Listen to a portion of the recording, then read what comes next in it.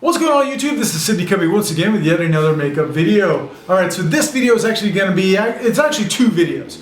It's two different makeups, two videos. These are the makeups that I did for the Time of Serpent Knot booth at IMATS 2016 in LA. I did two very similar demos because I was selling blood and zombie kits basically. So I was like, you know, I'm going to do two zombies. I used the same model, used the same wardrobe. I sort of did the same gimmick except for I used different RBFX prosthetics right here. So I used a couple of different RBFX prosthetics. Like for one of the zombies I did full arms, one of the zombies I did ripped out throats, just different prosthetics for each one. But I did the same sort of gimmick. I wanted my zombies to stand out at this event because it's more of like a beauty event, not so much effects. So I wanted to do a really simple but a sort of effective little effects gimmick that it would stand out when it walked around on the floor of IMATS. So what I did, I'll actually explain it to you exactly how I did it and what it was. So once you watch this video, you'll see that my zombies, both of them, will have a screwdriver sticking out of their eye like this. And it's, one of the zombies has this one of the zombies has this eye. But just to explain what I did, let's just explain the screwdriver real quick. This is a fake screwdriver. I made this screwdriver out of a super lightweight material. I made a mold of a screwdriver, made it out of a lightweight material called Featherlight or Featherweight. It's Advanced, Reynolds Advanced Materials or Smooth On makes this material. So this is it. This is what it looks like before I paint it. It's a super lightweight screwdriver. As you can hear, it is really, really lightweight. So I just painted it like this, put magnets on the end of it, cut the little thing off right there. And I got a vacuum form of my model's face. And this is a vacuum form. Basically, it's a piece of plastic that is flat to the face. So it fits on my face perfectly because this one was the prototype that I did on myself just to make sure it was going to work. And I just basically attached magnets to both, really strong magnets. And it basically sticks together just like that. And it will hang out of the eye. Now the trick is, this is plastic, so you have to cover it with something.